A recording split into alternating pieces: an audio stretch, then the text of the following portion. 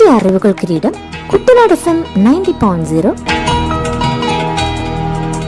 കർഷകന്റെ radio. FACT കാർഷിക. ഈ പരിപാടിയുടെ സഹകരണം fertilisers and chemicals Travancore limited, Udyogamandal, Ernakulam. പ്രിയപ്പെട്ട കർഷക സുഹൃത്തുക്കളെ, രാസവളങ്ങളുടെ പ്രധാനമായും യൂറിയയുടെ അഭാവത്തെക്കുറിച്ച് ദിനംപ്രതി വാർത്താ മാധ്യമങ്ങളിലും മറ്റും വന്നുകൊണ്ടിരിക്കുകയാണല്ലോ. ശരിക്കും ഈ ഒരു അളവിൽ യൂറിയയുടെ ആപ്ലിക്കേഷൻ നമ്മുടെ മണ്ണുകൾക്ക് വേണോ എന്ന് നമ്മൾ തിരിച്ചറിയേണ്ടതാണ്. യൂറിയയുടെ അമിത ഉപയോഗം വിളകൾക്കും മണ്ണിനും പരിസ്ഥിതിക്കും മനുഷ്യന്റെ ആരോഗ്യത്തിനും ദോഷകരമാണ്. ഫോസ്ഫറസ്, പൊട്ടാസ്യം തുടങ്ങിയ മറ്റ് നിർണായക പോഷകങ്ങളെ സന്തുലിതമാക്കാതെ നൈട്രജനു വേണ്ടി യൂറിയയെ അമിതമായി ആശ്രയിക്കുന്നതാണ് അമിത പ്രയോഗത്തിന് പലപ്പോഴും കാരണം. ഇത് ചെടികൾക്ക് കേടുപാടുകൾ വരുത്താനും വിളവ് കുറയ്ക്കാനും വെള്ളവും വായുവും മലിനമാക്കാനും ഇടയാക്കും. മറ്റു രാസവളങ്ങളുമായി താരതമ്യം ചെയ്യുമ്പോൾ യൂറിയയുടെ വില പലപ്പോഴും കുറവാണ്. ഒരു ബാഗിന് 266 രൂപ എന്നത് പലപ്പോഴും കുറവാണ് എന്ന ഒറ്റൊരു ഘടകം വെച്ച് മാത്രമാണ് നമ്മൾ പലപ്പോഴും യൂറിയയെ ഇത്രയധികം ഉപയോഗിക്കുന്നത്. യൂറിയ എന്ന് പറയുന്നത് ഒരു സ്ട്രൈറ്റ് ഫെർട്ടിലൈസറാണ്. അതായത് നൈട്രജൻ എന്ന് പറയുന്ന ഒരു മൂലകം മാത്രമാണ് ഇത് സസ്യത്തിന് പ്രദാനം ചെയ്യുന്നത്. ഈ നൈട്രജൻ പ്രദാനം ചെയ്യാൻ വേണ്ടിയിട്ട് നമുക്ക് യൂറിയയെ മാത്രം ആശ്രയിക്കേണ്ട ഒരു സാഹചര്യമില്ല. അനവധി സോഴ്സുകളിൽ നിന്ന് നമുക്ക് ഈ നൈട്രജൻ ലഭ്യമാവുന്നതാണ്. മറ്റു രാസവളങ്ങളായ NPK അടങ്ങിയിരിക്കുന്ന കോംപ്ലക്സ് വളങ്ങൾ, ഓർഗാനിക് വളങ്ങൾ, നാനോ വളങ്ങൾ, ബയോ ഫെർട്ടിലൈസേഴ്സ് ഇവയിലെല്ലാം തന്നെ ചെടിക്ക് ആവശ്യമായ രീതിയിൽ നൈട്രജന്റെ അളവ് അടങ്ങിയിട്ടുണ്ട്. അമിതമായ യൂറിയ വളപ്രയോഗം മൂലം സസ്യങ്ങളെ ബാധിക്കുന്ന ദോഷങ്ങൾ. അമിതമായ യൂറിയയിലെ ഉയർന്ന ഉപ്പിന്റെ അളവ് മണ്ണിന്റെ ഓസ്മോട്ടിക് മർദ്ദം വർദ്ധിപ്പിക്കുന്നു. ഇത് വെള്ളത്തിന്റെ ഒഴുക്കിനെ വിപരീത ദിശയിലാക്കുകയും ചെടിയുടെ വേരുകൾക്ക് നിർജ്ജലീകരണം സംഭവിക്കുകയും ചെയ്യുന്നു. സസ്യങ്ങളുടെ വേരുകൾക്ക് കേടുപാടുകൾ സംഭവിക്കാനും നശിക്കാനും സാധ്യതയാണ്. ഉയർന്ന അളവിലുള്ള യൂറിയ പ്രത്യേകിച്ച് വിത്തുകൾക്കോ വേരുകൾക്കോ സമീപം വെക്കുമ്പോൾ വിഷാംശമുള്ളതും ചെടിയെ നശിപ്പിക്കുന്നതുമാവാം. യൂറിയ മണ്ണിൽ ശരിയായ രീതിയിൽ ചേർത്തില്ലെങ്കിൽ അത് വിഷാംശമുള്ള അമോണിയ വാതകമായി മാറും. ഇത് തൈകൾക്കും ഇളം ചെടികൾക്കും ദോഷകരമാണ്. അമിതമായ നൈട്രജൻ ഇലകളുടെ സമൃദ്ധമായ വളർച്ചയെ പ്രോത്സാഹിപ്പിക്കുന്നു. എന്നാൽ ഇത് ദുർബലമായ തണ്ടുകൾ, പൂവിടാൻ കാലതാമസം, നിലവാരം കുറഞ്ഞ വിളവ് എന്നിവയ്ക്ക് കാരണമാകും. അമിതമായ യൂറിയ ഉപയോഗം വിളകളെ കീടങ്ങൾക്കും രോഗങ്ങൾക്കും കൂടുതൽ ഇരയാക്കുന്നു. അതുപോലെ തന്നെ അമിതമായ യൂറിയ ഉപയോഗം മൂലം മണ്ണിനെ ബാധിക്കുന്ന ദോഷങ്ങൾ. യൂറിയയുടെ വിഘടനം ഹൈഡ്രജൻ അയോണുകളെ പുറത്തുവിടും. ഇത് കാലക്രമേണ മണ്ണിന്റെ pH കുറയ്ക്കുന്നു. ഈ വർദ്ധിച്ച അമ്ലത്വം മറ്റ് അവശ്യ പോഷകങ്ങളുടെ ലഭ്യത കുറയ്ക്കുകയും മണ്ണിരകളെ പോലെയുള്ള ഗുണകരമായ സൂക്ഷ്മാണുക്കൾക്ക് ഹാനികരമാവുകയും ചെയ്യുന്നു. യൂറിയയുടെ അമിത ഉപയോഗം നൈട്രജൻ മാത്രമേ നൽകുന്നുള്ളൂ. ഇത് ഫോസ്ഫറസ്, പൊട്ടാഷ്യം, മറ്റ് സൂക്ഷ്മ പോഷകങ്ങൾ എന്നിവയുടെ കുറവിന് കാരണമാകുന്നു. മണ്ണിന്റെ ഈ അസന്തുലിതമായ ഘടന ചെടിയുടെ മൊത്തത്തിലുള്ള ആരോഗ്യത്തെ തകരാറിലാക്കുന്നു. യൂറിയയുടെ അമിത പ്രയോഗം മണ്ണിന്റെ ജൈവവസ്തുക്കളുടെ വിഘടനം വേഗത്തിലാക്കുന്നു. ഇത് മണ്ണിന്റെ കാർബൺ അളവ് കുറക്കുന്നു. മണ്ണിന്റെ ഘടന, വായുസഞ്ചാരം, ജലം നിലനിർത്താനുള്ള ശേഷി എന്നിവയെ പ്രതികൂലമായി ബാധിക്കുന്നു. ചില സൂക്ഷ്മജീവികൾക്ക് വളരാൻ യൂറിയ സഹായിക്കുമെങ്കിലും അമിതമായ യൂറിയ മറ്റുള്ളവയെ അടിച്ചമർത്തുന്നു. ഇത് പോഷകങ്ങളെ ചംക്രമണം ചെയ്യാനും രോഗങ്ങളെ ചെറുക്കാനുമുള്ള മണ്ണിന്റെ സ്വാഭാവിക ശേഷിയെ ദോഷകരമായി ബാധിക്കുന്നു. വരണ്ട പ്രദേശങ്ങളിലോ നീർവാർച്ച കുറഞ്ഞ മണ്ണിലോ യൂറിയയുടെ ആവർത്തിച്ചുള്ള ഉപയോഗം ഉപ്പ് അടിഞ്ഞുകൂടാൻ കാരണമാകും. ഇത് വെള്ളം വലിച്ചെടുക്കാനുള്ള ചെടികളുടെ കഴിവിനെ തടസ്സപ്പെടുത്തുന്നു. പരിസ്ഥിതിയെ ബാധിക്കുന്ന ദോഷങ്ങൾ. നൈട്രസ് ഓക്സൈഡ്, അമോണിയ എന്നിവയുടെ ഉത്പാദനത്തിന് യൂറിയ കാരണമാകുന്നു. ഇത് ഹരിതഗൃഹ വാതകങ്ങളുടെ ഉറവിടമാണ്. നൈട്രസ് ഓക്സൈഡ് ഒരു ശക്തമായ ഹരിതഗൃഹ വാതകമാണ്. ഇത് ഓസോൺ പാളിയുടെ കുറവിനും കാലാവസ്ഥാ വ്യതിയാനത്തിനും കാരണമാകുന്നു. ഈ പരിപാടി നിങ്ങൾക്കായി അവതരിപ്പിക്കുന്നത് FACT ഉദ്യോഗമണ്ഡൽ, എറണാകുളം. മണ്ണിന്റെ ആരോഗ്യവും ഉൽപാദനക്ഷമതയും വർദ്ധിപ്പിക്കുന്നതിനായി വളങ്ങളുടെ സന്തുലിതവും വിവേകപൂർണമായ ഉപയോഗം ഇന്ത്യ ഗവൺമെന്റ് സജീവമായി പ്രോത്സാഹിപ്പിക്കുന്നു. 2014 മുതൽ മണ്ണിന്റെ ആരോഗ്യവും ഫലപുഷ്ടിയും സംബന്ധിച്ച പദ്ധതി സംസ്ഥാനങ്ങളെ സംയോജിത പോഷക മാനേജ്മെന്റ് അഥവാ ഇന്റഗ്രേറ്റഡ് ന്യൂട്രിയൻ മാനേജ്മെന്റ് നടപ്പാക്കുന്നതിൽ സഹായിക്കുന്നു. ദ്വിതീയ സൂക്ഷ്മ പോഷകങ്ങൾ, ജൈവവളങ്ങൾ, ജീവാണുവളങ്ങൾ എന്നിവയ്ക്കൊപ്പം രാസവളങ്ങളുടെ യുക്തിസഹമായ ഉപയോഗം പ്രോത്സാഹിപ്പിക്കുന്നു. മണ്ണിന്റെ പോഷക നിലവാരത്തെക്കുറിച്ചുള്ള വിശദമായ വിവരങ്ങളും മണ്ണിന്റെ ഫലപുഷ്ടത മെച്ചപ്പെടുത്തുന്നതിന് ഉചിതമായ പോഷക അളവുകളെക്കുറിച്ചുള്ള ശുപാർശകളും സോയിൽ ഹെൽത്ത് കാർഡ് പരിപാടി കർഷകർക്ക് നൽകുന്നു. ഈ പദ്ധതി പ്രകാരം 25 കോടിയിലധികം സോയിൽ ഹെൽത്ത് കാർഡുകൾ വിതരണം ചെയ്തിട്ടുണ്ട്.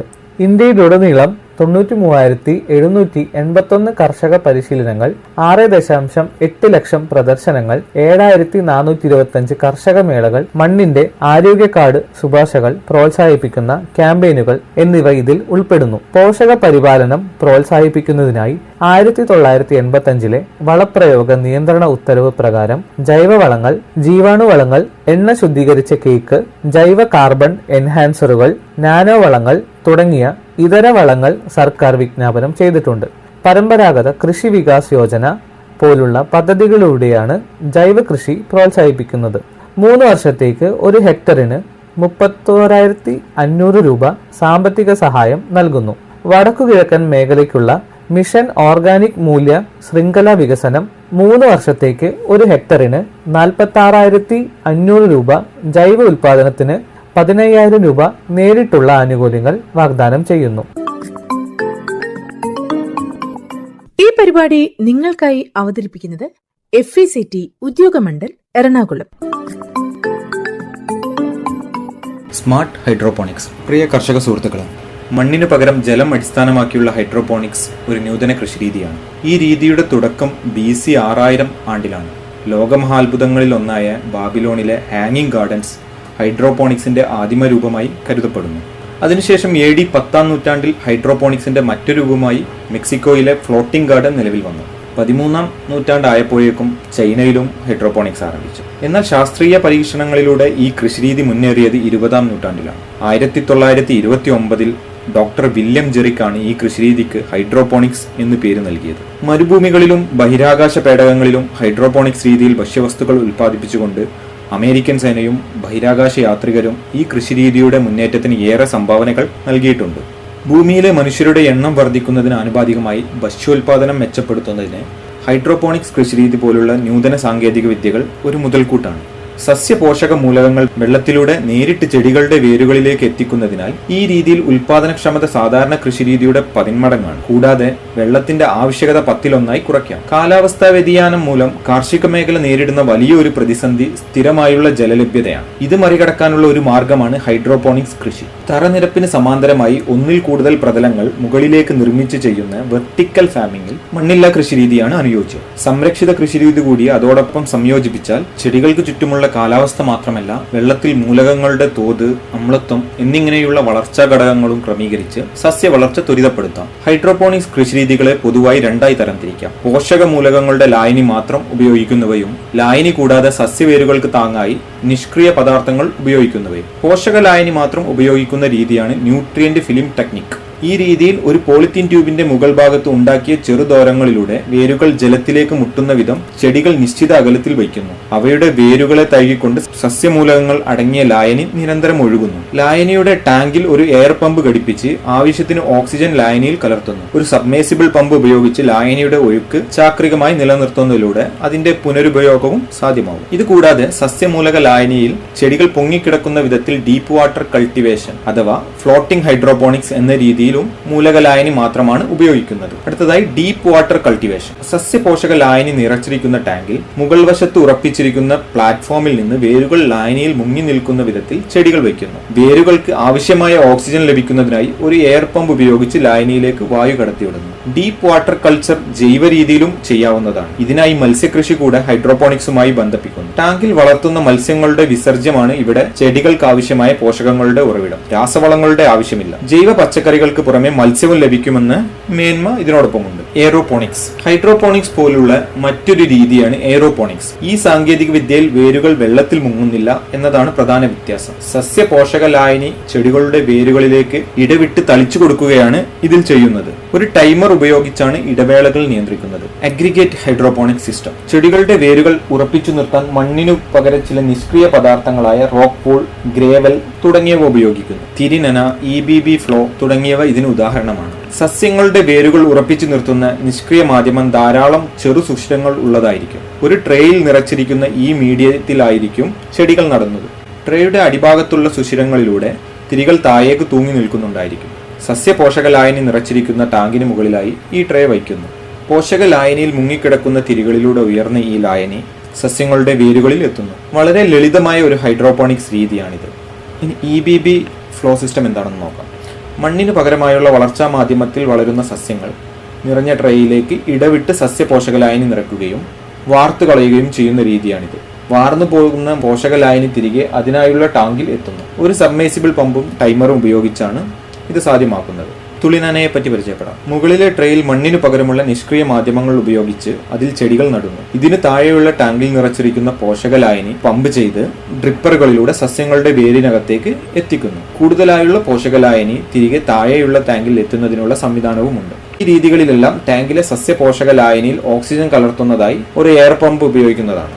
ഈ 21ാം നൂറ്റാണ്ടിൽ ഹൈഡ്രോപോണിക്സ് എന്ന മണ്ണില്ലാ കൃഷി, IoT, സെൻസറുകൾ, മൊബൈൽ ആപ്പുകൾ തുടങ്ങിയവയുടെ സഹായത്തോടെ സ്മാർട്ടായി മുന്നേറിക്കൊണ്ടിരിക്കുകയാണ്. സെൻസറുകൾ പോഷകലായനിയിലെ പോഷകങ്ങളുടെ തോതും pHഉം എല്ലാം അളയ്ക്കുന്നു. ഇതനുസരിച്ച് കമ്പ്യൂട്ടർ സോഫ്റ്റ്വെയറുകളും IoT സംവിധാനവും ഉപയോഗിച്ച് ഓട്ടോമാറ്റിക്കായി പോഷകലായനിയിലേക്ക് ആവശ്യമായ പോഷകങ്ങളും വെള്ളവും ചേർത്ത് ലായനിയുടെ ഗുണനിലവാരം ഉറപ്പുവരുത്താം. ഇങ്ങനെ ഗുണമേന്മയുള്ള പോഷകലായനി ആവശ്യാനുസരണം ചെടികൾക്ക് ലഭ്യമാക്കുന്നത് ഉൽപാദനക്ഷമത വർദ്ധിപ്പിക്കുന്നു. IoTയെ മികച്ച രീതിയിൽ ഉപയോഗിച്ച് റിമോട്ട് ഫാമിംഗും ഇന്ന് സാധ്യമാണ്. ഇത്തരത്തിലുള്ള IoT ആശയങ്ങൾക്കുള്ള ഹൈഡ്രോപോണിക്സ് കൃഷിരീതി വെർട്ടിക്കൽ ഫാമിംഗുമായി ചേർത്ത് ചെയ്യാവുന്നതുകൊണ്ട് കൃഷിക്ക് കുറച്ച് സ്ഥലം മതിയാവും. കെട്ടിടങ്ങളുടെ മട്ടുപ്പാവുകൾ, റൂഫ് ടോപ്പ് ഫലപ്രദമായി ഉപയോഗിക്കാം. നഗരവൽക്കരണം ദ്രുതഗതിയിൽ നടക്കുന്ന ഈ കാലഘട്ടത്തിന് ഏറെ യോജിച്ചതാണ് സ്മാർട്ട് ഹൈഡ്രോപോണിക്സ്. നഗരത്തിൽ താമസിക്കുന്നവർക്ക് കൃഷിക്കായി നീക്കിവെക്കാൻ സമയവും കുറവായതുകൊണ്ട് സ്മാർട്ട് കൃഷിരീതികൾ ഇവിടെ പ്രാധാന്യമേറുന്നു. മട്ടുപ്പാവിൽ മാത്രമല്ല, അകത്തളങ്ങളിലും സ്മാർട്ട് ഹൈഡ്രോപോണിക്സ് കൃഷിരീതികൾ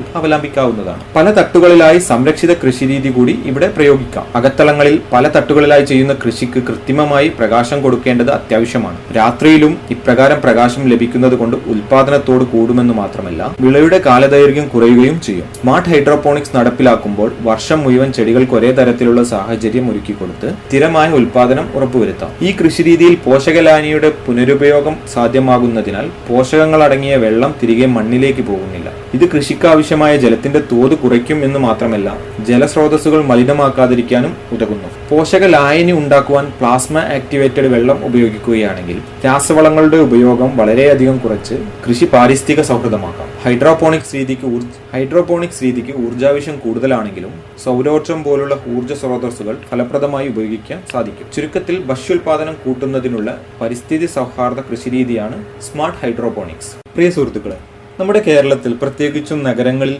സ്വന്തമായി ഒരിത്തിരി മണ്ണിൽ കൃഷി ചെയ്യുക എന്നത് ഇന്ന് പലർക്കും ഒരു സ്വപ്നം മാത്രമാണ്. സ്ഥലപരിമിതിയാണ് പ്രധാന കാരണം. എന്നാൽ ഈ വെല്ലുവിളിയെ അവസരമാക്കി മാറ്റുന്ന ഒരു അദ്ഭുത കൃഷിരീതി ഇന്ന് ലോകമെമ്പാടും ശ്രദ്ധ നേടുകയാണ്. അതാണ് വെർട്ടിക്കൽ ഫാമിംഗ്. ഇന്ന് നമ്മൾ സംസാരിക്കുന്നത് സ്ഥലമില്ലാത്തവരുടെ ഈ ഹരിത വിപ്ലവത്തെക്കുറിച്ചാണ്. എന്താണ് വെർട്ടിക്കൽ ഫാമിംഗ്? എങ്ങനെ ഇത് നമുക്ക് പ്രയോജനപ്പെടുത്താം? നമുക്ക് നോക്കാം. എന്താണ് വെർട്ടിക്കൽ ഫാമിംഗ്? വെർട്ടിക്കൽ ഫാമിംഗ് എന്നാൽ ലളിതമായി പറഞ്ഞാൽ നിലത്ത് പരന്നു കൃഷി ചെയ്യുന്നതിന് പകരം കെട്ടിടങ്ങൾക്കുള്ളിലോ പ്രത്യേകമായി നിർമ്മിച്ച സംവിധാനങ്ങളിലോ തട്ടുതട്ടായി അഥവാ ലംബമായി കൃഷി ചെയ്യുന്ന രീതിയാണിത്. സാധാരണയായി മണ്ണില്ലാത്ത കൃഷിരീതികളായ ഹൈഡ്രോപോണിക്സ്, എയറോപോണിക്സ് തുടങ്ങിയ സാങ്കേതിക വിദ്യകളാണ് ഇതിൽ ഉപയോഗിക്കുന്നത്. കൃത്യമായ താപനില, വെളിച്ചം, ഈർപ്പം, പോഷകങ്ങൾ എന്നിവ നിയന്ത്രിച്ചുകൊണ്ട് ചെടികളെ വളർത്താൻ ഈ രീതി സഹായിക്കുന്നു. ഇതിനായി LED ലൈറ്റുകളും ഓട്ടോമേറ്റഡ് സംവിധാനങ്ങളുമൊക്കെ ഉപയോഗിക്കാറുണ്ട്. കേരളത്തിൽ നമ്മുടെ വീടുകളിലെ ടെറസുകളിലും ബാൽക്കണികളിലുമൊക്കെ PVC പൈപ്പുകൾ ഉപയോഗിച്ചോ ഗ്രോ ബാഗുകൾ അടുക്കി വെച്ചുള്ള സ്റ്റാൻഡുകളിലോ ഈ വെർട്ടിക്കൽ കൃഷിരീതി ലളിതമായ രൂപത്തിൽ ഇപ്പോൾ തന്നെ പ്രചാരത്തിലുണ്ട്. വെർട്ടിക്കൽ ഫാമിംഗ് കൃഷിരീതിക്ക് ഗുണങ്ങൾ ഏറെയാണ്. അവ എന്താണെന്ന് നോക്കാം. ഒന്നാമത്തെ ഗുണം സ്ഥലപരിമിതിയെ മറികടക്കാം എന്നുള്ളതാണ്. ഇത് വലിയൊരു സവിശേഷതയാണ്. ഒരു ചെറിയ സ്ഥലത്ത് തട്ടുകളിലായി കൃഷി ചെയ്യുമ്പോൾ സാധാരണ കൃഷി ചെയ്യുന്നതിനേക്കാൾ 4 മുതൽ 6 ഇരട്ടി വരെ വിളവ് ലഭിക്കാൻ സാധ്യതയുണ്ട്. നഗരവാസികൾക്ക് ഇത് സ്വന്തം ആവശ്യത്തിനുള്ള പച്ചക്കറികൾ ഉൽപ്പാദിപ്പിക്കാൻ സഹായിക്കും. മറ്റൊന്ന്, വർഷം മുഴുവനും വിളവ്. കാലാവസ്ഥാ മാറ്റങ്ങളോ മഴയോ വരൾച്ചയോ ഈ കൃഷിയെ ബാധിക്കില്ല. കാരണം ഇത് ഒരു നിയന്ത്രിത അന്തരീക്ഷത്തിലാണ് ചെയ്യുന്നത്. അതിനാൽ എല്ലാ സീസണുകളിലും നമുക്ക് വിളവെടുക്കാം. വെള്ളത്തിന്റെ ഉപയോഗം വളരെ കുറവാണ് ഈ കൃഷിരീതിയിൽ. മണ്ണില്ല കൃഷിരീതി ആയതുകൊണ്ട് സാധാരണ കൃഷിയേക്കാൾ ഏകദേശം 95% വരെ വെള്ളം ലാഭിക്കാൻ സാധിക്കും. കാരണം ഈ വെള്ളം റീസൈക്കിൾ ചെയ്ത് ഉപയോഗിക്കാൻ പറ്റും എന്നതുകൊണ്ട് തന്നെ. മറ്റൊന്ന്, കീടനാശിനി ഇല്ല എന്നുള്ളതാണ്. നിയന്ത്രിത അന്തരീക്ഷത്തിൽ കൃഷി ചെയ്യുന്നത് കൊണ്ട് കീടങ്ങളുടെ ആക്രമണം വളരെ കുറവായിരിക്കും. അതിനാൽ വിഷമില്ലാത്ത ശുദ്ധമായ പച്ചക്കറികൾ നമുക്ക് ഉറപ്പുവരുത്താൻ സാധിക്കും. വിഭവങ്ങളുടെ കാര്യക്ഷമമായ ഉപയോഗം. വളവും മറ്റു പോഷകങ്ങളും കൃത്യമായ അളവിൽ ചെടികൾക്ക് മാത്രം നൽകുന്നതിനാൽ വിഭവങ്ങളുടെ പായാക്കൽ ഒഴിവാക്കാം. വെർട്ടിക്കൽ കൃഷിരീതിക്ക് ധാരാളം ഗുണങ്ങളുണ്ടെങ്കിലും ചില വെല്ലുവിളികളുണ്ട്. തുടക്കത്തിലുള്ള ചെലവ് വളരെ കൂടുതലായിരിക്കും എന്നതാണ് ഒരു പ്രധാന പ്രശ്നം. കൃഷിക്ക് ആവശ്യമായ സംവിധാനങ്ങൾ സ്ഥാപിക്കാനും LED ലൈറ്റുകൾ ഉപയോഗിച്ച് കൃത്രിമ വെളിച്ചം നൽകാനും വൈദ്യുതി ചെലവും ആവശ്യമാണ്. എങ്കിലും സാങ്കേതികവിദ്യ വികസിക്കുന്നതോടെ ഈ ചിലവ് കുറയും എന്ന് തന്നെയാണ് നമുക്ക് മനസ്സിലാക്കാൻ സാധിക്കുന്നത്. ഭാവിയിൽ ഭക്ഷ്യസുരക്ഷ ഉറപ്പാക്കുന്നതിനും നഗരങ്ങളിലെ ഭക്ഷ്യോൽപാദനം വർദ്ധിപ്പിക്കുന്നതിനും വിഷരഹിത ഭക്ഷണം സാധ്യമാക്കുന്നതിനും വെർട്ടിക്കൽ ഫാമിംഗ് ഒരു വലിയ സാധ്യത തന്നെയാണ് തുറന്നു തരുന്നത്. ഒരുപക്ഷെ നമ്മുടെ ഭാവിയിലെ സൂപ്പർ മാർക്കറ്റുകൾക്ക് വേണ്ട പച്ചക്കറികൾ വരുന്നത് ഇതുപോലുള്ള വെർട്ടിക്കൽ ഫാമുകളിൽ നിന്നായിരിക്കാം. സ്ഥലമില്ലെന്ന് പറഞ്ഞ് കൃഷിയിൽ നിന്നും അകന്നു നിൽക്കാതെ ടെറസിലോ ബാൽക്കണിയിലോ അതുപോലുള്ള മറ്റ് ചെറിയ ഇടങ്ങളിൽ നമുക്കും വെർട്ടിക്കൽ ഫാമിംഗ് പരീക്ഷിച്ചു തുടങ്ങാം. സ്വന്തമായി വിളയിച്ചെടുക്കുന്ന പച്ചക്കറികൾ നൽകുന്ന സംതൃപ്തി അത് ചെറുതല്ല. ഈ പരിപാടി നിങ്ങൾക്കായി അവതരിപ്പിക്കുന്നത് FECT ഉദ്യോഗമണ്ഡൽ എറണാകുളം. കറുത്ത കുരുമുളകും വെളുത്ത കുരുമുളകും രുചിയിലും മണത്തിലും ഒരുപോലെയാണെങ്കിലും ബാഷ്പതൈലത്തിന്റെ അളവ് വ്യത്യാസപ്പെട്ടിരിക്കുന്നു. വെള്ളക്കുരുമുളക് ഉൽപ്പാദിപ്പിക്കുന്നതിനുള്ള വിവിധ മാർഗങ്ങൾ: 1. അഴുകിപ്പിക്കൽ. കുറഞ്ഞ പക്ഷം 3 മുതൽ 5 വരെയെങ്കിലും മൂത്ത് പഴുത്ത കായ്കൾക്കുള്ള തിരികൾ വിളവെടുക്കുക. മൂപ്പെത്താത്ത കായ്കൾ തിരികളിൽ നിന്നും അടർത്തി മാറ്റുക. അതിനുശേഷം കായ്കൾ മുറിയിൽ കൂട്ടിയിട്ട് നല്ല വൃത്തിയുള്ള ചാക്കുകൾ കൊണ്ട് മൂടി 1-2 ദിവസം സൂക്ഷിക്കുക. ഇങ്ങനെ ചെയ്യുന്നത് മൂലം ബാക്കിയുള്ള കായ്കൾ കൂടി പഴുത്തു കിട്ടും. പഴുത്ത കായ്കൾ തിരിയിൽ നിന്നും അടർത്തിയെടുക്കുക. രണ്ടാമത്തെ രീതിയാണ് കുതിർക്കൽ അഥവാ സോക്കിംഗ്. അടർത്തിയെടുത്ത പഴുത്ത കായ്കൾ 50 കിലോഗ്രാം തൂക്കം ഉൾക്കൊള്ളുവാൻ കഴിയുന്ന വൃത്തിയുള്ള ചണച്ചാക്കുകളിൽ നിറച്ചു കെട്ടുക. ഈ ചാക്കുകൾ നല്ല ശുദ്ധമായ ഒഴുക്കുള്ള വെള്ളത്തിൽ നിക്ഷേപിക്കുന്നു. ഇതിലേക്കായി ടാങ്ക് കെട്ടി വെള്ളമൊഴുക്കി വിടുന്ന രീതി കൃത്യമായി ഉണ്ടാക്കാവുന്നതാണ്. ചാക്കുകെട്ടുകൾ ഒരു കുറ്റിയോട് ബന്ധിച്ചിടുന്നത് സുരക്ഷിതമായിരിക്കും. ഈ ചാക്കുകൾ 6 മുതൽ 9 ദിവസം വരെ ഒഴുക്കുള്ള വെള്ളത്തിൽ മുക്കിയിടണം. എന്നാൽ മാത്രമേ പുറമേയുള്ള തൊലി സൂക്ഷ്മജീവികളുടെ പ്രവർത്തനത്താൽ അഴുകിപ്പോവുകയുള്ളൂ. അതിനുശേഷം കുരുമുളക് മണികളുടെ പുറംതോട് അരിപ്പകളിൽ ഉരച്ച് നീക്കം ചെയ്ത് കഴുകി വൃത്തിയാക്കുന്നു. പുറംതോട് കളഞ്ഞ കുരുമുളക് ജലാംശം 8 മുതൽ 10% എത്തുന്നതുവരെ നല്ലവണ്ണം വെയിലത്തിട്ട് ഉണക്കിയെടുക്കുക. പഴുക്കാത്ത ബാക്കി മണികൾ ആവശ്യമെങ്കിൽ പഴുപ്പിക്കുന്നതിനായി 2000 ppm എത്രൽ തളിച്ച് അഴുകിപ്പിക്കാവുന്നതാണ്. മൂന്നാമത്തെ രീതി യന്ത്രം ഉപയോഗിച്ചുള്ള വെള്ളക്കുരുമുളകിന്റെ ഉൽപാദനം. കുരുമുളകിന്റെ പുറംതൊലി യന്ത്രം ഉപയോഗിച്ച് നീക്കം ചെയ്യുന്നു. ഇത്തരത്തിൽ യന്ത്ര സഹായത്താൽ പുറംതൊലി കളഞ്ഞ കുരുമുളകിന് ഉപഭോക്താക്കളും വിപണിയിലെ സ്വീകാര്യതയും കുറവാണ്. പച്ചക്കുരുമുളകിൽ നിന്നുമുള്ള ഉൽപ്പന്നങ്ങൾ. ജർമ്മനി, ഫ്രാൻസ് മുതലായ യൂറോപ്യൻ രാജ്യങ്ങളിൽ പച്ചക്കുരുമുളകിന് നല്ല പ്രതിപത്തിയുണ്ട്. അതുകൊണ്ട് തന്നെ പച്ചക്കുരുമുളക് നിർജ്ജലീകരിച്ചോ തണുപ്പിച്ചോ അതേപടിയോ കയറ്റി അയക്കുന്നതിനും ദീർഘകാലം സൂക്ഷിച്ചു വെക്കുന്നതിനുമുള്ള മാർഗങ്ങൾ ലഭ്യമാണ്. ഈ പരിപാടി നിങ്ങൾക്കായി അവതരിപ്പിക്കുന്നത് FECT ഉദ്യോഗമണ്ഡൽ എറണാകുളം. നമോ ഡ്രോൺ ദീദി പദ്ധതി. Department of agriculture and farmers welfare, department of rural development, ministry of fertiliser എന്നിവയുൾപ്പെടെയുള്ള പ്രധാന സർക്കാർ വകുപ്പുകൾ സഹകരിച്ച് രൂപകൽപ്പന ചെയ്ത ഒരു കേന്ദ്രമേഖലാ പദ്ധതിയാണ് നമോ ഡ്രോൺ ദീദി പദ്ധതി. നാനോ വളങ്ങളുടെയും കീടനാശിനികളുടെയും കൃത്യമായ സ്പ്രേ ചെയ്യുന്നതിനായി കാർഷിക മേഖലയിൽ ഡ്രോണുകളുടെ ഉപയോഗം പ്രോത്സാഹിപ്പിക്കുന്നതിന് സ്ത്രീകളുടെ പങ്കാളിത്തത്തിനും മുഖ്യധാര കൃഷിയിൽ അവരുടെ സുസ്ഥിരമായ പങ്കാളിത്തത്തിനും ഊന്നൽ നൽകാനാണ് ഈ സംരംഭം ലക്ഷ്യമിടുന്നത്. പദ്ധതികളുടെ പ്രധാന ഹൈലൈറ്റുകൾ ഇവയാണ്: department of agriculture and farmers welfare, ഗ്രാമവികസന വകുപ്പ്, രാസവള വകുപ്പ്, NRLM, ലീഡ് ഫെർട്ടിലൈസർ കമ്പനികൾ എന്നിവയുടെ കീഴിൽ പ്രൊമോട്ട് ചെയ്യപ്പെടുന്ന വനിതാ സ്വയം സഹായ സംഘങ്ങളുടെ വിഭവങ്ങളും പരിശ്രമങ്ങളും സംയോജിപ്പിച്ച് സമഗ്രമായ ഇടപെടലുകൾ പദ്ധതി നിർദ്ദേശിക്കുന്നു. കാർഷിക സേവനങ്ങൾ നൽകുന്നതിന് NRLM-ന് കീഴിൽ ഗ്രാമപ്രദേശങ്ങളിലെ ഏരിയ അല്ലെങ്കിൽ ക്ലസ്റ്റർ SHG ഗ്രൂപ്പുകൾ എന്നിവയുടെ ശരിയായ തിരഞ്ഞെടുപ്പിനെ ആശ്രയിച്ചാണ് പദ്ധതിയുടെ നടത്തിപ്പ്. അങ്ങനെ ഡ്രോൺ സേവനങ്ങൾക്കായുള്ള അവരുടെ ഭാഗത്തെ കർഷകരിൽ നിന്നുള്ള ആവശ്യമനുസരിച്ച് പ്രദേശം അല്ലെങ്കിൽ ക്ലസ്റ്റർ തിരഞ്ഞെടുക്കുന്നതിനായി വിലയിരുത്തപ്പെടും. അത് സ്വയം സഹായ സംഘങ്ങളെ തിരഞ്ഞെടുക്കുന്നതിനുള്ള അടിസ്ഥാനമായി മാറും. സംസ്ഥാന കൃഷി വകുപ്പ്, സംസ്ഥാന mission directorate of NRLM, LFC, ICAR പ്രതിനിധികൾ എന്നിവരടങ്ങുന്ന സംസ്ഥാന തലത്തിലുള്ള കമ്മിറ്റി ഡ്രോണുകൾ നൽകുന്നതിനായുള്ള തിരിച്ചറിഞ്ഞ ക്ലസ്റ്ററുകളിലെ സംസ്ഥാനങ്ങളിലെ NRLM പ്രകാരമുള്ള പുരോഗമന വനിതാ സ്വയം സഹായ സംഘങ്ങളെ തിരഞ്ഞെടുക്കും. ഡ്രോൺ പൈലറ്റിന് വനിതാ SHG അംഗങ്ങളെ തിരഞ്ഞെടുക്കൽ, ഡ്രോൺ അസിസ്റ്റന്റ് പരിശീലനം എന്നിവ സമിതിയുടെ ഉത്തരവാദിത്തമാണ്. ജില്ല തിരിച്ചുള്ള ഡ്രോൺ ഉപയോഗം, ലഭ്യത, നിലവിലുള്ള വിടവ് എന്നിവയുടെ വിലയിരുത്തൽ, ഭാവി ആവശ്യകതകൾ തിരിച്ചറിയൽ, തിരഞ്ഞെടുത്ത വനിതാ SHGക്ക് LFC കീടനാശിനി കമ്പനികളുമായി ഏകോപിപ്പിച്ച് ബിസിനസ് നൽകൽ ഉറപ്പാക്കൽ എന്നിവയാണ് മറ്റു സവിശേഷതകൾ. യോഗ്യരായ വനിതാ സ്വയം സഹായ സംഘങ്ങളിലെ അംഗങ്ങളിൽ നിന്നും ഒരാളെ 15 ദിവസത്തെ പരിശീലനത്തിനായി തിരഞ്ഞെടുക്കും. അതിൽ 5 ദിവസത്തെ നിർബന്ധിത ഡ്രോൺ പൈലറ്റ് പരിശീലനവും കാർഷിക ആവശ്യത്തിനായും കീടനാശിനി പ്രയോഗത്തിനും വേണ്ടി അധിക 10 ദിവസത്തെ പരിശീലനവും ഉൾപ്പെടുന്നു. NRLMന് കീഴിൽ SSGയിലെ മറ്റ് അംഗങ്ങൾക്ക് ഇലക്ട്രിക്കൽ സാധനങ്ങളുടെ അറ്റകുറ്റപ്പണികൾ, ഫിറ്റിംഗ്, മെക്കാനിക്കൽ ജോലികൾ എന്നിവ ഏറ്റെടുക്കാൻ താൽപ്പര്യമുള്ളവർക്ക് ഡ്രോൺ സഹായിയായി പരിശീലനം നൽകും. തിരിച്ചറിഞ്ഞ സ്വയം സഹായ സംഘങ്ങൾക്ക് NRLM പ്രകാരം ഡ്രോണുകൾ വാങ്ങുന്നതിനുള്ള സാമ്പത്തിക സഹായവും വായ്പയും നൽകും. NRLMന് കീഴിൽ SSGകൾ ഡ്രോണുകൾ വാങ്ങുന്നതിനും റിപ്പയർ ചെയ്യുന്നതിനും ഡ്രോണുകളുടെ പരിപാലനത്തിനും ഡ്രോൺ കമ്പനികൾ മുഖേന നേരിടേണ്ടി വരുന്ന ബുദ്ധിമുട്ടുകൾ കണക്കിലെടുത്ത് LFCകൾ ഡ്രോൺ നിർമ്മാണ കമ്പനികൾക്കും SSGക്കും ഇടയിൽ ഒരു പാലമായി പ്രവർത്തിക്കും. ബന്ധപ്പെട്ട SSGകളുടെ ക്ലസ്റ്റർ ലെവൽ ഫെഡറേഷനുമായുള്ള മെമ്മോറാണ്ടം ഓഫ് അണ്ടർസ്റ്റാൻഡിംഗ് വഴി LFCകൾ ഡ്രോണുകൾ വാങ്ങുകയും SSGകൾക്ക് ഡ്രോണുകളുടെ ഉടമസ്ഥാവകാശം നൽകുകയും ചെയ്യും. അവയുടെ അറ്റകുറ്റപ്പണികൾക്കായുള്ള സ്വയം സഹായ സംഘങ്ങളുമൊത്തുള്ള ഡ്രോണുകൾ, നാനോ വളങ്ങളുടെ ഉപയോഗം LFCകൾ പ്രോത്സാഹിപ്പിക്കും. നാനോ വളത്തിനും കീടനാശിനി പ്രയോഗത്തിനുമായി കർഷകർക്ക് ഡ്രോൺ സേവനങ്ങൾ SSGകൾ വാടകയ്ക്ക് നൽകുകയും SSGകൾക്ക് അധിക വരുമാനം നേടുകയും ചെയ്യും. നമോ ഡ്രോൺ ദീദിയുടെ പ്രധാന സവിശേഷതകൾ ഇവയാണ്. ഡ്രോൺ വാങ്ങുന്നതിന് NRLM SSGകൾക്ക് സബ്സിഡി നൽകുന്നു. ഡ്രോൺ വിലയുടെ 80% സബ്സിഡിയായി 8 ലക്ഷം രൂപയും നൽകുന്നു. ഡ്രോണിന്റെ ബാക്കി ചിലവിന് AIFൽ നിന്ന് വായ്പാ സൗകര്യം, അതുപോലെ 3% പലിശ നിരക്കിൽ ഈസി ലോണും നൽകുന്നതാണ്. ഡ്രോൺ പാക്കേജിന്റെ ഭാഗമായി ഡ്രോൺ പൈലറ്റ് പരിശീലനവും ഡ്രോൺ വഴി അധികമായി വരുമാനം നേടാനുള്ള അവസരവും ലഭിക്കുന്നു. വനിതാ സ്വയം സഹായ സംഘങ്ങൾക്ക്, കർഷകർക്ക് ഡ്രോൺ സേവനം.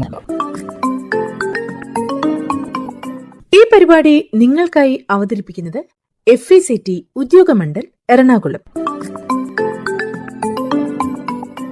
അടുത്തതായി FACTയിൽ നിന്ന് കർഷകർക്ക് ലഭിക്കുന്ന രാസവളങ്ങളും അതുപോലെ ജൈവവളങ്ങളെയും പറ്റി പരിചയപ്പെടാം. ഭാരത് NPK 20-20-013 ഫാക്ടംഫോസ് സ്വന്തം ഉൽപ്പന്നമായ ഫാക്ടംഫോസ് ഇപ്പോൾ അതേ ഇരട്ട ആന ബ്രാൻഡ് ചിഹ്നത്തിൽ ഫാക്ടിൽ നിന്ന് ഭാരത് NPK 20-20-013 ആയി ലഭിക്കുന്നതാണ്. 5 പതിറ്റാണ്ടിലേറെയായി അതേ ഗുണമേന്മയിൽ കൊച്ചിയിലെ അമ്പലമേട് ഉദ്യോഗമണ്ഡലിൽ വളം നിർമ്മാണശാലയിൽ നിന്ന് ഈ ഉൽപ്പന്നം നിർമ്മിച്ചുകൊണ്ടിരിക്കുന്നു. 60% അമോണിയം സൾഫേറ്റിന്റെയും 40% അമോണിയം ഫോസ്ഫേറ്റിന്റെയും രാസ സംയോജനമായ ഈ ഉൽപ്പന്നം സസ്യങ്ങളുടെ വളർച്ചയ്ക്ക് ആവശ്യമായ നൈട്രജൻ, ഫോസ്ഫറസ് എന്നീ 2 പ്രധാന പോഷകങ്ങൾ 20% വീതം നൽകുന്നു.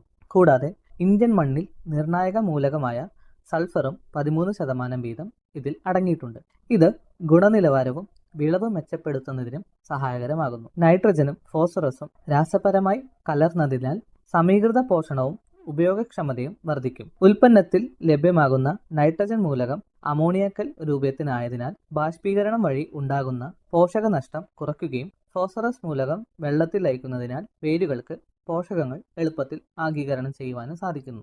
ഫാക്ടംഫോസ് അടിവളമായും മേൽവളമായും ഉപയോഗിക്കാം. Bharat NPK 20-5-00-23 fact ammonium sulphate ഇപ്പോൾ അതേ ഇരട്ട ആന ബ്രാൻഡ് ചിഹ്നത്തിൽ FACTയിൽ നിന്ന് ഭാരത് NPK 20-5-00-23 എന്ന പേരിൽ ലഭ്യമാണ്. 6 പതിറ്റാണ്ടിലേറെയായി FACTയുടെ അതേ ഗുണമേന്മയിൽ കൊച്ചിയിലെ ഉദ്യോഗമണ്ഡലിൽ നിന്നാണ് ഈ ഉൽപ്പന്നം നിർമ്മിച്ചുകൊണ്ടിരിക്കുന്നത്. ഈ ഉൽപ്പന്നത്തിൽ 20.5% നൈട്രജനും 23% സൾഫറും അടങ്ങിയിരിക്കുന്നു. നൈട്രജനും സൾഫറും ചേർന്ന രാസമിശ്രിതമായ ഈ ഉൽപ്പന്നം ചെടികൾക്ക് ലഭിക്കുന്ന പോഷകങ്ങളുടെ കാര്യക്ഷമത വർദ്ധിപ്പിക്കാൻ സഹായിക്കുന്നു. വളത്തിൽ അടങ്ങിയിരിക്കുന്ന സൾഫർ മൂലകം വിളകളുടെ വിളവും ഗുണമേന്മ വർദ്ധിപ്പിക്കുന്നതിനും സഹായിക്കും. കൂടാതെ സൾഫർ കീടങ്ങളെയും രോഗങ്ങളെയും വിളകളെ ബാധിക്കാതെ പ്രതിരോധിക്കുന്നു. നെല്ല്, വാഴ, കരിമ്പ്, പച്ചക്കറികൾ, കാപ്പി, തേയില, കുരുമുളക് തുടങ്ങിയ തോട്ടവിളകൾക്ക് അനുയോജ്യമായ വളമാണ് ഈ ഉൽപ്പന്നം. ഭാരത് NPK 20.5-00-23 വസ്തുതയിൽ അടങ്ങിയിരിക്കുന്ന നൈട്രജൻ അമോണിയക്കൽ രൂപത്തിനായതിനാൽ മണ്ണിൽ നിന്ന് ഒലിച്ചു പോകാതെയും ബാഷ്പീകരണം കുറയ്ക്കുകയും ചെയ്യുന്നു. അമോണിയം സൾഫേറ്റ് ഈർപ്പം ആഗീകരണം ചെയ്യുന്നില്ല, ആയതിനാൽ പോഷകങ്ങൾ നഷ്ടപ്പെടുന്നില്ല. ഭാരത് NPK 15-15-15. FACT NPK 15-15-15 എന്ന അളവിൽ നൈട്രജൻ, ഫോസ്ഫറസ്, പൊട്ടാസ്യം എന്നീ 3 പ്രധാന പോഷകങ്ങൾ 15% വീതം തുല്യ അളവിൽ അടങ്ങിയിരിക്കുന്നു. NPK 15-15-15ന്റെ പ്രയോഗം മൂലം വിളകളുടെ വളർച്ച, വേര് വികസനം, മെച്ചപ്പെട്ട വിളവ് എന്നിവ വർദ്ധിപ്പിക്കുന്നു. നൈട്രജൻ വിളകളുടെ വളർച്ചയ്ക്കും ഫോസ്ഫറസ് വേരുകളുടെ വികസനം വർദ്ധിപ്പിക്കുവാനും പൊട്ടാസ്യം രോഗപ്രതിരോധത്തിനും വളർച്ചയെ പ്രോത്സാഹിപ്പിക്കുന്നതിനും സഹായിക്കുന്നു. കൂടാതെ 3 പോഷകങ്ങളും മൊത്തത്തിലുള്ള വളർച്ചയ്ക്ക് വിളവ് ഉറപ്പിക്കുന്നതിനും പ്രധാന പങ്ക് വഹിക്കുന്നു. ഈ വളങ്ങൾ ചെറിയ കൃഷിയിടങ്ങളിൽ അല്ലെങ്കിൽ അടുക്കള തോട്ടങ്ങൾക്ക് അനുയോജ്യമാണ്. ഈ വളം ഫാക്ട് സ്ഥാപനത്തിന്റെ ഇരട്ട ആനമുദ്രയിൽ കർഷകർക്ക് വിതരണം ചെയ്യപ്പെടുന്നു. FACTയിൽ നിന്നും ഭാരത് MOP. FACT MOPയിൽ 60% പൊട്ടാഷ് അടങ്ങിയിട്ടുണ്ട്.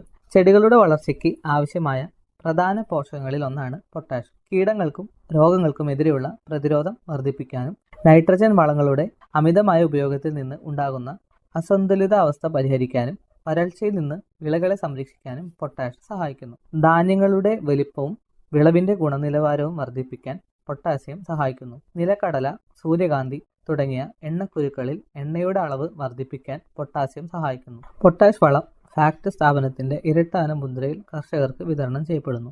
വാഴ, നെല്ല്, കരിമ്പ്, പച്ചക്കറികൾ തുടങ്ങിയ എല്ലാ വിളകൾക്കും പൊട്ടാസ്യം ഉപയോഗിക്കാവുന്നതാണ്. ഫാക്ട് ഓർഗാനിക് എന്നത് FCO നിർദ്ദേശങ്ങൾ പ്രകാരം വികസിപ്പിച്ചെടുത്ത് ഫാക്ട് വിപണനം ചെയ്യുന്ന ഒരു പ്രകൃതിദത്ത ജൈവവളമാണ്. ഫാക്ട് ഓർഗാനിക് മണ്ണിന്റെ ഘടന, ജലം നിർത്താനുള്ള ശേഷി തുടങ്ങിയവയെ മെച്ചപ്പെടുത്തുന്നു.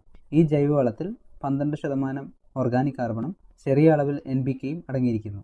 ഇതുകൂടാതെ കാൽസ്യം, മഗ്നീഷ്യം, സൾഫർ മൂലകങ്ങളും കൂടാതെ ഇരുമ്പ്, സിങ്ക്, ബോറോൺ തുടങ്ങിയ സൂക്ഷ്മ പോഷകങ്ങളും ചെറിയ അളവിൽ നൽകുന്നു. ഫാക്ട് ഓർഗാനിക് എല്ലാ മണ്ണിലും, എല്ലാ വിളകളിലും, എല്ലാ സീസണിലും പ്രയോഗിക്കാവുന്നതാണ്. ഫാക്ട് ഓർഗാനിക്കിന്റെ ഉപയോഗം മൂലം മണ്ണിരയുടെ എണ്ണത്തിലും ഗണ്യമായ വർധനവുണ്ടാകുന്നു. കൂടാതെ മണ്ണിൽ വായുസഞ്ചാരം വർദ്ധിക്കുന്നു. അമ്ലാവസ്ഥയും ക്ഷാരാവസ്ഥയും പോലുള്ള അസാധാരണ അവസ്ഥകളിൽ നിന്ന് മണ്ണിന്റെ pHനെ ഫാക്ട് ഓർഗാനിക് നിയന്ത്രിക്കുന്നു. ഫാക്ട് ഓർഗാനിക്കിന്റെ ഉപയോഗം മൂലം വേരുകളുടെ വളർച്ച മെച്ചപ്പെടുത്തുകയും ഉൽപാദനക്ഷമത വർദ്ധിക്കുകയും ചെയ്യുന്നു. ഫാക്ട് ഓർഗാനിക് ജൈവ കൃഷിക്കും പഴം, പച്ചക്കറി തോട്ടങ്ങൾക്കും അടുക്കള തോട്ടങ്ങൾക്കും അനുയോജ്യമാണ്. ഫാക്ട് ഓർഗാനിക് പ്ലസ് ഫാക്ട് വിപണനം ചെയ്യുന്ന ഒരു കോഴി അധിഷ്ഠിത പ്രകൃതിദത്ത വളമാണ് ഓർഗാനിക് പ്ലസ്. കൂടാതെ ഈ ജൈവവളം FCO നിർദ്ദേശങ്ങൾ പ്രകാരം വികസിപ്പിച്ചെടുത്തതാണ്. ഓർഗാനിക് പ്ലസ് മണ്ണിന്റെ ഘടന മെച്ചപ്പെടുത്തുകയും ജലം നിർത്താനുള്ള ശേഷിയും വർദ്ധിപ്പിക്കുന്നു. ഇത് മണ്ണിന്റെ വൻതോതിലുള്ള സാന്ദ്രത കുറയ്ക്കുകയും അതുവഴി ഉൽപാദനക്ഷമത വർദ്ധിപ്പിക്കാൻ സഹായിക്കുകയും ചെയ്യുന്നു. ഫാക്ട് ഓർഗാനിക് പ്ലസിൽ 14% ഓർഗാനിക് കാർബണും 0.5% NPKയും കൂടാതെ ചെറിയ അളവിൽ കാൽസ്യം, മഗ്നീഷ്യം, സൾഫർ സൂക്ഷ്മ പോഷകങ്ങളും അടങ്ങിയിരിക്കുന്നു. എല്ലാ മണ്ണിലും എല്ലാ വിളകളിലും ഇത് ഉപയോഗിക്കാവുന്നതാണ്. ഓർഗാനിക് പ്ലസ് ജൈവ കൃഷിക്കും പഴം, പച്ചക്കറി തോട്ടങ്ങൾക്കും അടുക്കള തോട്ടങ്ങൾക്കും അനുയോജ്യമാണ്. FACT prom phosphorus rich organic manure ഭാരത സർക്കാരിന്റെ PM പ്രണാം എന്ന സംരംഭത്തിന് കീഴിൽ FCO നിർദ്ദേശങ്ങൾ പ്രകാരം വികസിപ്പിച്ചെടുത്ത് വിപണനം ചെയ്യുന്ന ജൈവ അധിഷ്ഠിത പ്രകൃതിദത്ത വളമാണ് പ്രോം. ഈ വളം FCO നിർദ്ദേശപ്രകാരം ഉൽപ്പാദിപ്പിക്കുന്നതാണ്. ഉയർന്ന ഗുണമേന്മയും ആവശ്യമായ പോഷകങ്ങൾ മണ്ണിലേക്ക് സാവധാനത്തിൽ പുറത്തുവിടുന്നതുമായ ഈ ജൈവവളം മണ്ണിനെ സമ്പുഷ്ടമാക്കുന്നതിന് ഏറെ സഹായകരമാകുന്നു. ഇതിൽ P2O5 ആയി 8% ഫോസ്ഫറസ് കൂടാതെ ചെറിയ അളവിൽ nitrogen, potash, calcium, magnesium, sulphur സൂക്ഷ്മ പോഷകങ്ങളും അടങ്ങിയിരിക്കുന്നു. പ്രോം എല്ലാ മണ്ണിലും, എല്ലാ വിളകളിലും, എല്ലാ സീസണിലും പ്രയോഗിക്കാവുന്നതാണ്. പ്രോമിന്റെ പ്രയോഗം മൂലം മണ്ണിന്റെ ഓർഗാനിക് കാർബണിന്റെ അളവ് വർദ്ധിപ്പിക്കുകയും മണ്ണിന്റെ സുഷിരതയും ജലാംശം നിലനിർത്താനുള്ള ശേഷിയും മെച്ചപ്പെടുത്തുന്നു. ഇപ്രകാരം പ്രോം ഒരു മണ്ണ് കണ്ടീഷണറായും പ്രവർത്തിക്കുന്നു. Fact FOM fermented organic manoeuvre fact FOM പരിസ്ഥിതി സൗഹൃദവും മണ്ണിൽ ദീർഘകാലം നിലനിൽക്കുന്നതുമായ പ്രകൃതിദത്ത ജൈവവളമാണ്. ഈ വളം FCO നിർദ്ദേശപ്രകാരം ഉൽപ്പാദിപ്പിക്കുന്നതാണ്. ഫാക്ട് FOMൽ നൈട്രജൻ, ഫോസ്ഫറസ്, പൊട്ടാസ്യം എന്നിവ കുറഞ്ഞത് 1 മുതൽ 2% വീതവും കൂടാതെ ചെറിയ അളവിൽ കാൽസ്യം, മഗ്നീഷ്യം, സൾഫർ സൂക്ഷ്മ പോഷകങ്ങളും അടങ്ങിയിരിക്കുന്നു. മണ്ണിന്റെ ഘടനയെ പരിപോഷിപ്പിക്കുകയും ചെടികൾക്ക് പോഷക ലഭ്യത വർദ്ധിപ്പിക്കുകയും ചെയ്യുന്ന FOM ജൈവ കൃഷിക്കും പഴം, പച്ചക്കറി തോട്ടങ്ങൾക്കും അടുക്കള തോട്ടങ്ങൾക്കും അനുയോജ്യമാണ്. പ്രോം എല്ലാ മണ്ണിലും, എല്ലാ വിളകളിലും, എല്ലാ സീസണിലും പ്രയോഗിക്കാവുന്നതാണ്. FACT PDM potash derived from molasses പൊട്ടാഷിന്റെ സ്വാഭാവിക ഉറവിടം എന്ന് വിശേഷിപ്പിക്കാവുന്ന ജൈവവളമാണ് ഫാക്ട് PDM. കരിമ്പ് പിഴിഞ്ഞു കെട്ടുന്ന ശർക്കരപ്പാവിൽ നിന്നും വികസിപ്പിച്ചെടുത്ത ഈ ജൈവവളത്തിൽ 14% പൊട്ടാസ്യം അടങ്ങിയിരിക്കുന്നു. ഈ ജൈവവളം FCO നിർദ്ദേശപ്രകാരം ഉൽപ്പാദിപ്പിക്കുന്നതാണ്. ചെറിയ അളവിൽ nitrogen, phosphorus, calcium, magnesium, sulphur കൂടാതെ ചെറിയ അളവിൽ സൂക്ഷ്മ പോഷകങ്ങളും അടങ്ങിയിട്ടുണ്ട്. PDM ഉപയോഗിക്കുന്നത് മൂലം ചെടികളിലെ സസ്യ ഹോർമോണുകളെ ഉണർത്തി വിളകളുടെ അഭിവൃദ്ധിക്കും അതിനോടൊപ്പം തന്നെ മണ്ണിന്റെ ഘടന, ജലം നിർത്താനുള്ള ശേഷി, മണ്ണിന്റെ ആരോഗ്യം എന്നിവ മെച്ചപ്പെടുത്തുകയും ചെയ്യുന്നു. മണ്ണിൽ ഒരിക്കൽ പ്രയോഗിച്ചാൽ സൂക്ഷ്മാണുക്കൾ പെരുകി മണ്ണിന്റെ ഫലഭൂഷ്ഠിതയും ഇതിനോടൊപ്പം വർദ്ധിപ്പിക്കുന്നു. ജൈവകൃഷിക്ക് ഏറ്റവും അനുയോജ്യമായ വളമാണ് PDM. എല്ലാ വിളകൾക്കും എല്ലാ മണ്ണിനും വിളകളുടെ വളർച്ചയെ പ്രതിരോധിക്കുന്നതിന് PDM അത്യുത്തമമാണ്. ഈ പരിപാടി നിങ്ങൾക്കായി അവതരിപ്പിച്ചത് FECT ഉദ്യോഗമണ്ഡൽ എറണാകുളം. ഇതോടെ ഇന്നത്തെ പരിപാടി സമാപിക്കുന്നു. FECT കാർഷികം വീണ്ടും അടുത്തയാഴ്ച ഇതേ സമയം. എല്ലാവർക്കും നമസ്കാരം.